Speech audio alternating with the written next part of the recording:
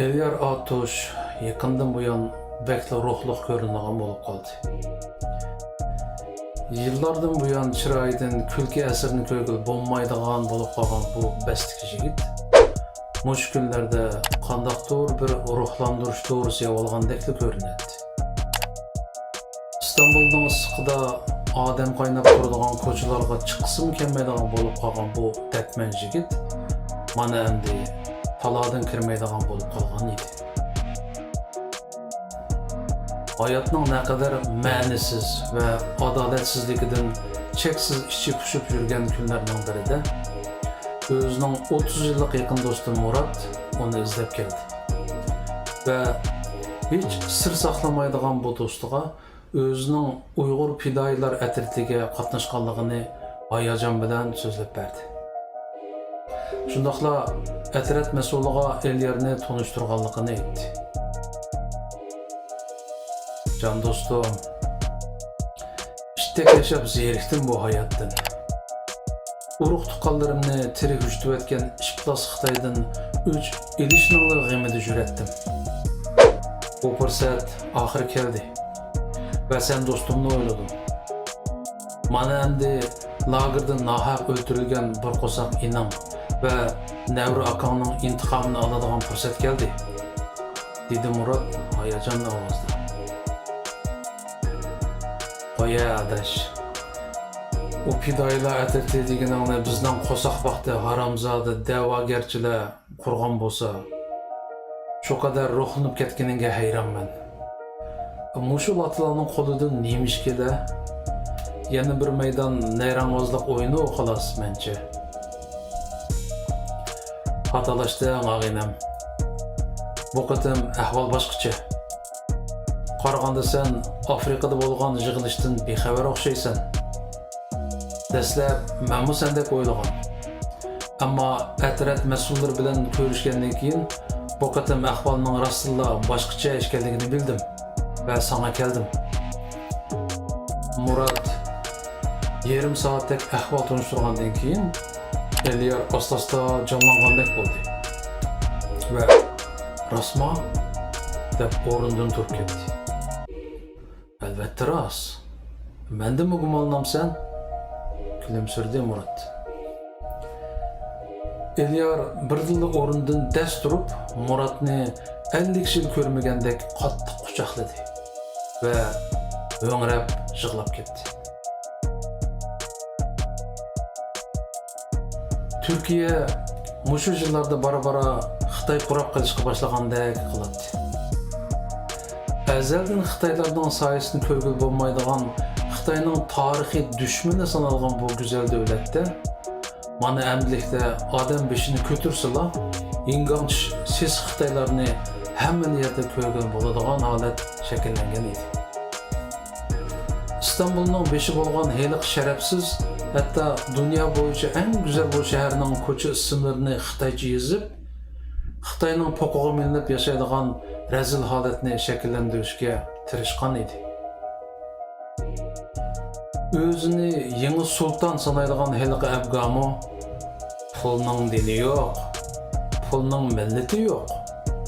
Xitoy pul bersa orqamni qilib berishga roziman degandek ishplas so'zlarni og'zidan chiqara olgan edi. Og'zidan iymonni tushirmaydigan bu davzixilar islomning sha'niga dog' selib qolmay, o'z qarindoshlarini oshkora qirayotgan ashaddiy dushmanini yo'tqiniga chillamoqda edi. Shunlashqami inson siyaqi yo'q ishplas Xitoylar asta-asta Turkiyaning iqtisodiy jon tomirini egallashga boshlagandek qildi. Nägile qarsang Çin meli, nägile qarsang Çin mablag' salgan projektlar. Hatta Türkning qon tomiriga urilib atgan Xitoy virusiga qarshi vaksinami Xitoyning. Türk xalqi bu ishdan qattiq norozi bo'lsa-mu, diktatorlarning bisimiga qarshi ilojisiz. Bu yerni o'z vatani sanaydigan Uyg'urlar bo'lsa, texmi ruhi tushgan holatda. Ahvol mushu yo'sinda davom qilsa, pulga oshiq turklarning Yana bir qatam Xitoyning yumshoq ipaklari va tatliq so'zlariga aldanib, o'z vatanini Xitoyga munqaris qilib berishi aniqlaydi. Harakat zamoni keldi. Fidoyilar atriti boshlig'i Qara Uyg'urlardan bo'lgan Yunus apandim Elyar Atush va Muratlarni mashinasiga silib, İstanbul atrofidagi bir yerga elib keldi. Ular quyuq bir o'rmonlikdan o'tgandan keyin tog' bag'riga ketadigan bir yo'l bo'yiga kelganda mashinadan tushdi. Mush yerda biroz aram olayli, deb kuldi Yunus Bek ikkalanga qarab. Uning Uyg'ur tilida shu qadar ravon so'zlashi Elyarni hozirgacha hayron qoldirdi. Sal ishonchsiz ko'rinasiz-ku, birodar, deb kuldi Yunus Bek Elyarga qarab. Men bu sizning atishdan juma, menga o'z tuqqaningizdek muomala qiling. Uchaylan paraqqa kulishdi. Endi av döngü chiqib, sizlarga boya deganimdek dron bilan kuzatish ilib boramiz, dedi Yunus Bek. Atishliqom, bu dron deganingiz Eliqiningdek bolalar o'ynaydigan o'yinchoq tik ucharmi? Kulib so'radi Elyar. Shundoq. Ammo ular o'ynaydigan aeroplandan sal cho'ngaroq. Hozir ko'rasiz, dedi Yunus Bek va mashinaning orqasidan bir chamadonni oldi. Uchaylan Yunus Bek ko'rsatgan do'ngga chiqdi. Alhazal 1-2 kilometr yiroqlikda ilgiz tamlar bilan o'ralgan yo'g'ondan yo'g'on bir zavoddek qurilishni ko'rgili bo'ladi. Yunus Bek chamdonni echib, putjuydigan javurchilik cho'ngliqdagi bir dronning bosh gavdasini chiqardi va qanotlarini bekitdi. Bir ko'rib boqayli.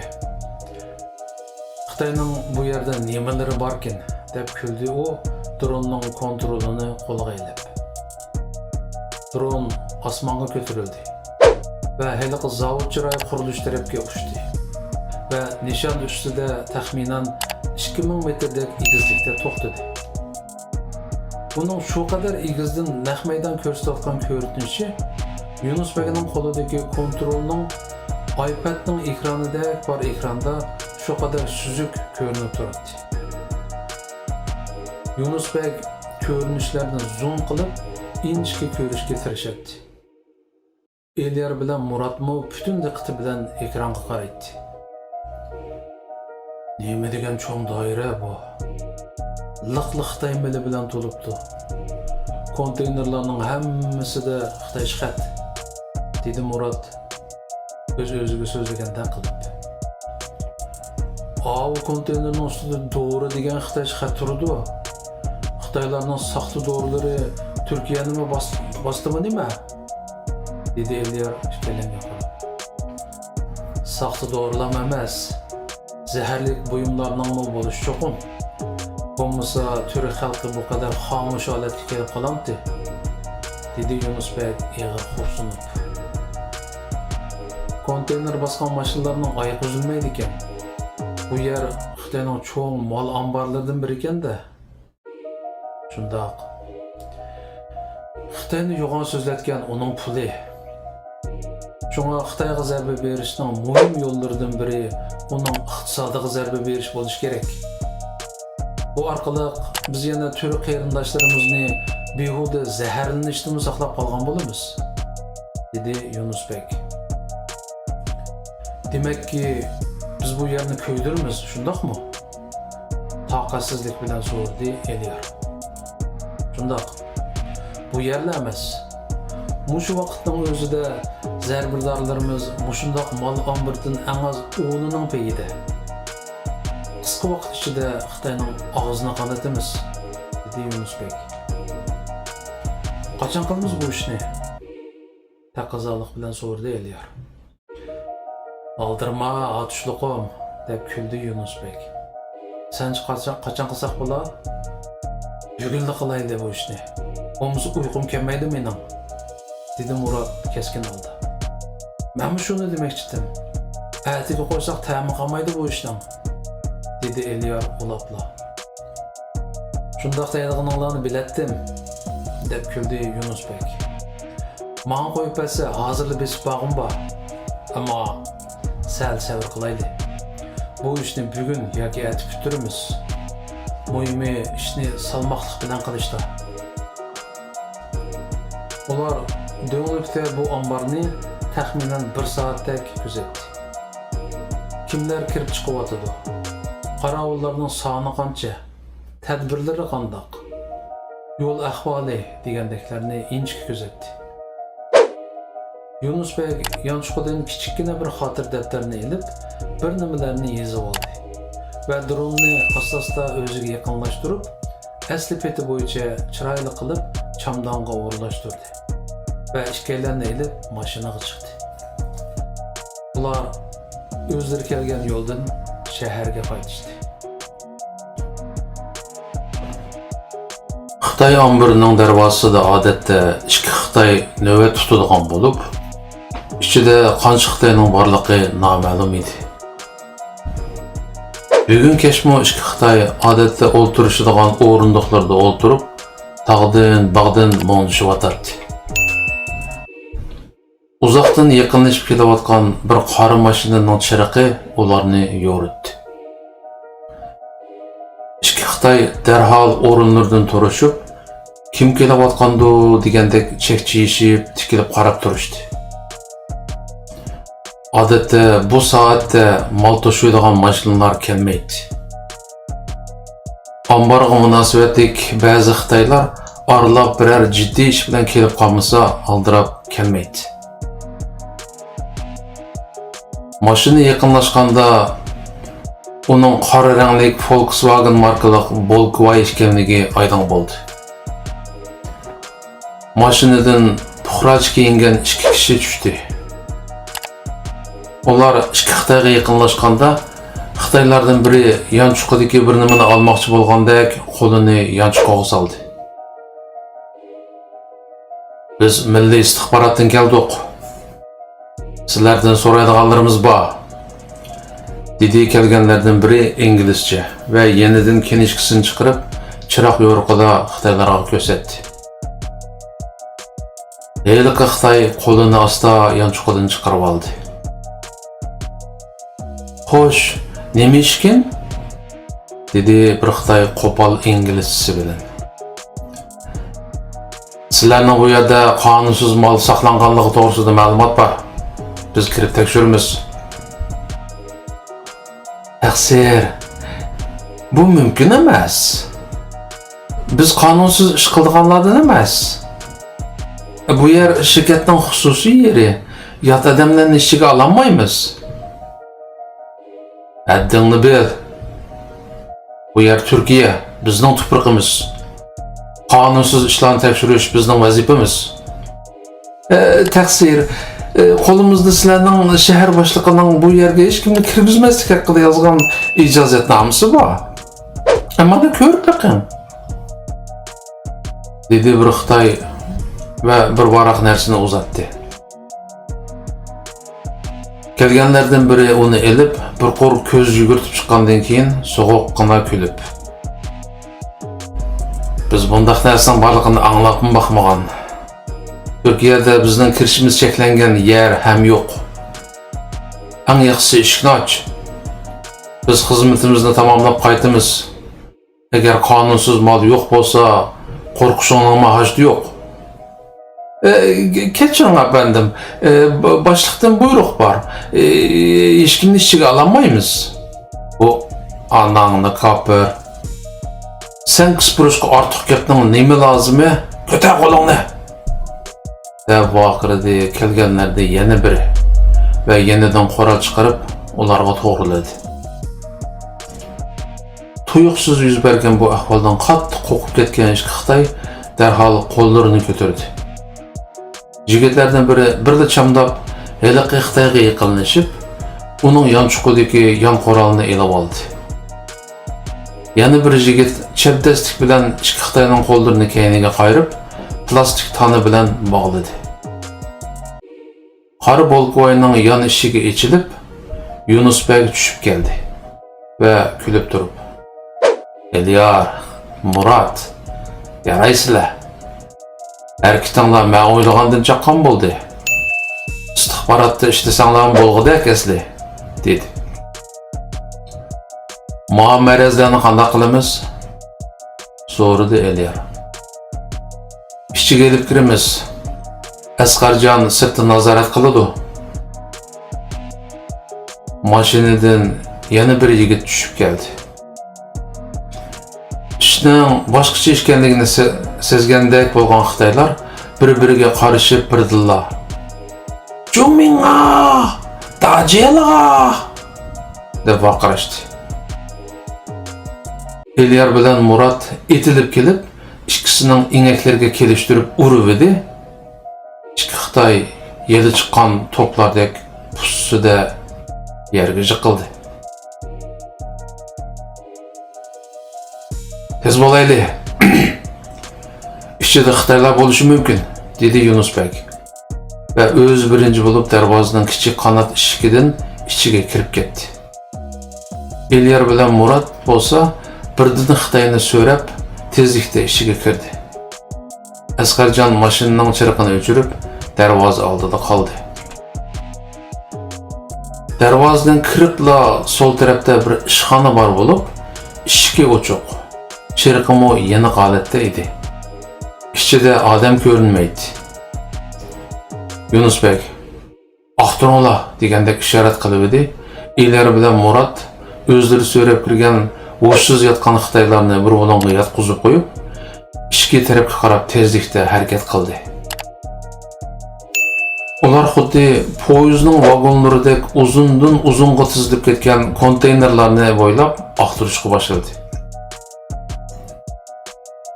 Ikkilisining bir qo'lida qoral, yana bir qo'lida qo'l chirqi bor edi.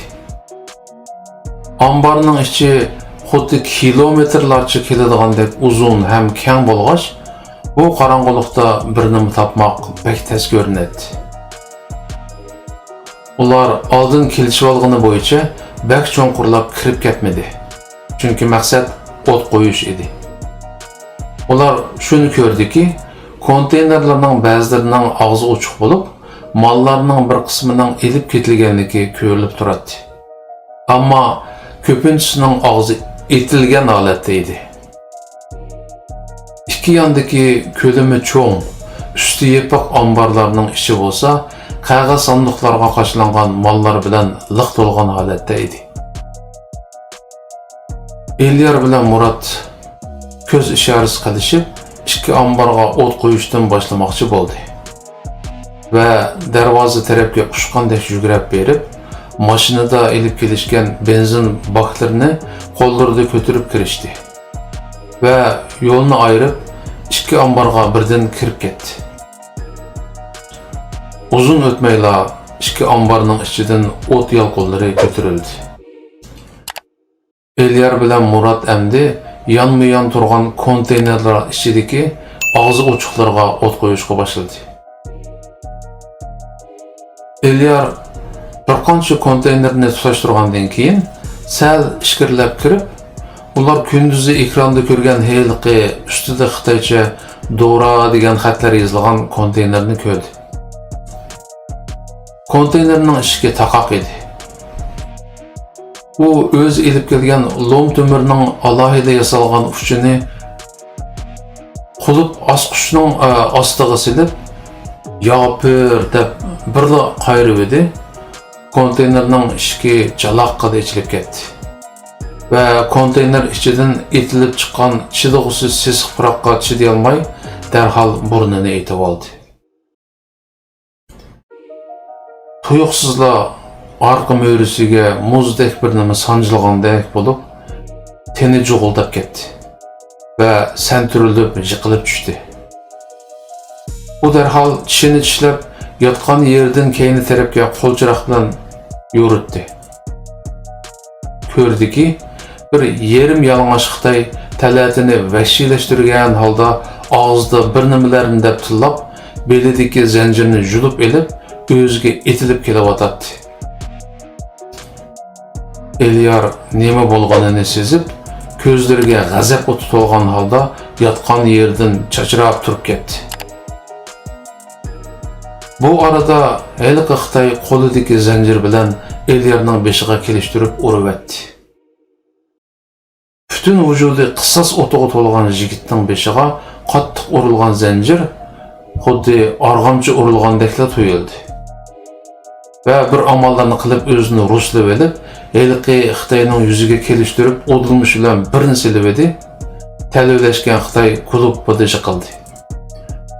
Ve jingli sanjilgan yova cho'shqadek chiyqarab, o'rnidan o'milab qopib, ko'zlari xira ko'rgach, sal besh qo'ygandek alla tuturgan Elyarga shiddat bilan etildi. Elyar baslik qomati bilan Xitoyni chin quchoqlab edib, köttürüp yerge atmakçı boldu-yu, zanjir zarbisidan to'liq kontrolini yo'qotgan badan sababidan Xitoy bilan tangla yerga yiqildi. Fursatni ko'rgan Xitoy jon jahli bilan yulqinib qopib, qo'lidagi zanjir bilan yerda yotgan Elyarning beshiga qattiq urmoqchi bo'lib, qo'lini ko'tardi. Dal ana shundoq jiddiy paytda Yunusbek Xitoyning keyinda paydo bo'ldi. Ve qo'lidagi qurolning payniki bilan bir urib edi. Xitoy birda chaqirib golobpada yiqildi. Yunusbek Elyarni yo'lab turg'izdi va "Botir yigit, bir nim bo'lmagansan?" deb uning beshidan eqiyotgan qonga qo'l yog'liqini tutdi. "Yaqa Yunusbek, men yaxshi, ansirmang. Bu Xitoy nereden chiqdi bilmedim. Keynimdan tuyuqsiz urib etdi. Onu bana koyup bering. Siz etrafga bakın," dedi. "Bo'pti, men ishchiga bir qarab etib hozirlik kelaman," dedi Yunusbek ve ishga tarafga qarab yugurib ketdi. Elyar konteynerga yo'linib sal turib olgandan keyin yerda yotgan Xitoyning hushiga kelib, o'rnidan turishga tabishlayotganligini ko'rdi. Ve qaddini ruslab, u Xitoyni yaqisidan so'rab turg'izib, konteynerga yo'ladi. "Anamni işitdin küçüki. Senlerning buguning bo'ladi ekan, ha? Inim ve nevra akamning qon qisasini oladigan kun manga keladi ekan. Allohga ming martaba shukri," deb baqirib, boy konteynerning qulupini buzgan lom to'mirni qo'liga oldi. Ve shirdek guykrab, Eliqi Xitoyning o'dil kelgan yeriga bar kuch bilan urushga boshladi. O her urg'unida bir alamlik g'uvlaydi. Uri verib üstü beshi qonga bo'ylab ketdi. Yerda yotgan Xitoyning nari to'g'ri kelsa shu yerga ajallik uri verdi. Qanchalik vaqt o'tdikin, u hech to'xtab qoladigandek emas edi. Ura ho'ngrab yig'lab ketdi. "Bo'ldi qil adash, o'zingni besib ol." Bir vaqtlarda yetib kelgan Murat uni keyindan quchoqlab tutib oldi. Elyar sal xudini yig'ib ko'rdiki, yerda yotgan Xitoyning nejis jasadi to'nug'isiz holda parcha bo'lib ketgandek bo'lib, beshi bordek qilmaydi. "Bu yerdan darhol ketishimiz kerak adash. Men bu yerda chalqalgan ozroq ishimni tugatibla mashinaga qaytaman. Sen darhol chekin." Murat ketishi bilan Elyar boya ochgan konteynerga o't qo'yib o'tib, darvoza tarafga mangdi. Ko'rdiki, ular boya yotqizib qo'ygan qo'li bog'liqli Xitoylar hushiga kelib, Eliqi ishxonaga kirib olib, bir-birining qo'llarini yeshishga urinayotgan ekan. Elyar birli baqirib, qo'lidagi lom to'mirni ikki Xitoyning kanaylariga tiqib etdi. O'qdek etilib chiqqan qon bilan tang u nejislar pokkida yiqildi. Elyar ishxonaga o't qo'yib o'tib, darvoza sirtiga mangdi va Asqarjonga bir ko'z qisib o'tib, mashinaga chiqib o'tirdi. Uzun o'tmayla Yunusbek bilan Muratmo yugurgan peti chiqib keldi va Asqarjon bilan birlikda mashinaga chiqdi. Yo'lda ketib o'tib, Murat Elyarda sal g'ayrilikni his qildi. Ular turup Eliyar turup-turupla beşini aldidagi o'rindiqqa yo'lib olatdi va chiroyida qandidari yo'q edi. Adash, birnim bo'lmagansan, birdam yetib olamsan? Yaqay adash, men yaxshi, ansirma, dedi Eliyar va yana ixtiyorsiz oldidagi o'rindiqqa beshini tirib oldi. Eliyar, menga qara. Murat Eliyarni yo'lmoqchi bo'lib, uni g'olashladi. Va qo'li tuyuqsiz uning o'ng qo'ltiqi ostidagi qattiq bir nimaga tegib ketib, cho'chib ketdi. Voy anangni, pichoqi bu! Murat qattiq tovlayapti. Mashina to'xtadi. Hammaylar Eliyarni orqa o'rindiqqa dum yotqizib qo'yib ko'rdiki, uning o'ng beqiniga qattiq urilgan pichoq cho'nqurlab kirgan peti tik turadi. Qaysar yigit boyining yoqi teniga shu qadar cho'nqur sanjilgan pichoqning zarbasiga parvo qilmay, olamcha ishni tamomlab yenib chiqqan ekan. Uni shu qadar chidamchan qilgan uning vujudiga singib ketgan qisos o'ti edi.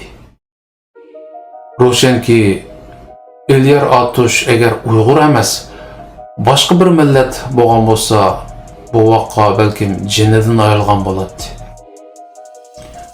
Ammo Alloh insonning vujudiga tasavvur qilg'usiz qisos o'tini yoqqanida, uningga ikkinchi bir jonni ato qiladigan o'xshaydi. Bo'lmasa, uning ashu holatidami hech nima bo'lmagandek o'z raqiblariga ajallik zarba bera olishi qat'iy mumkin bo'lmagan ish edi. Derhal özümüzden tevhidin uygu barayli, dedi Yunus Bey eğirtinip. Maşina qarangı tünde uçqandek minip közden gayip oldu. Türkiye'deki bir aydan uzun sozulgan ta'tildan keyin Qara Uyg'urlar mushavirlari qaytajan bo'ldi. Xitoy vabasi sabablik 1,5 yillik uyga solinib qolgandan keyin qilingan tunji ta'tilmi ta'tildek o'tmagan ekan. Bizdeki ko'ngilsizliklarni oz degandek, Turkiyada yuz bergan o't va suv ofatlari hamma odamning kayfini o'chirib, hayotdan azroq bir ma'no izlashga tirishgan insonlarning orzusiga peshvo urgan ekan. Yig'ilishda sangilishib o'tirgan mushavirlarning sulg'un holatini ko'rgan qabila beshi bo'g'iq ovozda so'z boshladi. Yardimlashlarim, bizni Alloh Uyg'ur qilib qayta yaratgandan buyon burunqidek kundagidek nag'm-navo qilgan holatimizga xotima berilgan edi. Qayg'uda yashash haqiqatan o'limdan natijasi azobnarlik ekan. Ama insanlarda bolsun ki, bizden qaytadan nag'm-navo bilan yaşayoladigan kunimiz fakat ve fakatla bütün Uyg'urlar qaytadan hurlikka erishgan kuni boshlanadi. Shu vaqtgacha biz hech bo'lmasa oq Uyg'urlarning ruhida qurib ketgan, ammo bizda hali ham mavjud bo'lib turgan hurlik tuyg'usini joriy qildirishimiz kerak. Agar bizmi ulardek yaramsiz, nimjon holatga boldir o'tib ketsak, hammamiz tezla halak bo'lamiz. Shunga ginimizda bor bo'lgan jangovarligimizga madad beraylik. Beshimizni ko'tarib yashashimiz shart. Ruhimiz yanada jangovar qabila beshi, deb kuldi bosh mushawir. Turkiyaning issiqi bizni sal ezib qo'ygan chig'i. Ammo hammamiz zimmamizdagi yukning naqadar og'ir ekanligini unutib qolganimiz yo'q. Bizning qanimizda ham oq Uyg'urlardek yerda yetib olib, boshqalarning qutqizishini tilaydigan qulluq ruhimi yo'q. Shunga ishimiz yana natijali davom qiladi. Aniq qilib aytish kerakki, markaz qurilgandan buyon yomon emas natijalar qo'lga kelyapti. Chiqish yo'lining nada ekanligini anqiramay yurgan Uyg'urlar ashaddiy dushmani bo'lgan qonxo'r Xitoyga o'xshamagan shakllarda zarba bermoqda. Türkiyədəki zərbələrdən keyin qattiq sarosimaga tushgan Xitoy rejimining Türkiya hukumatiga shu qadar besim ishlatib, atalmış terroristlarni tutishga zo'rlashi, to'qi yurak Xitoylarning Turkiyadan turkumlab qechishi, shundaqla Yevropa, Amerika qit'alaridagi Xitoylarning burunqidek ko'chalarda olchonshib, xotirjam jirilmaydigan bo'lib qolishi mana buning misollaridan. Van Katip bilan Qora Dividek milliy munofiqlar o'ldirilgandan keyin da'vo sepida bir soplanish bo'ldi. Mutlaq ko'p sondagi Uyg'urlar hozir markazning yetaklashiga muhtoj holatda. Ishni yangi boshladik. His qilganim shu bo'ldiki, Uyg'urlar orasida Mahmudjon, Elyar Atushga o'xshash qon-qiniga qisos o'ti singib ketgan Uyg'ur botirlari oz sonda emaskan. Ularni uzun yillardan qisos elishdan to'sib kelayotgani dal Van Katipdek milliy munofiqlar ekan.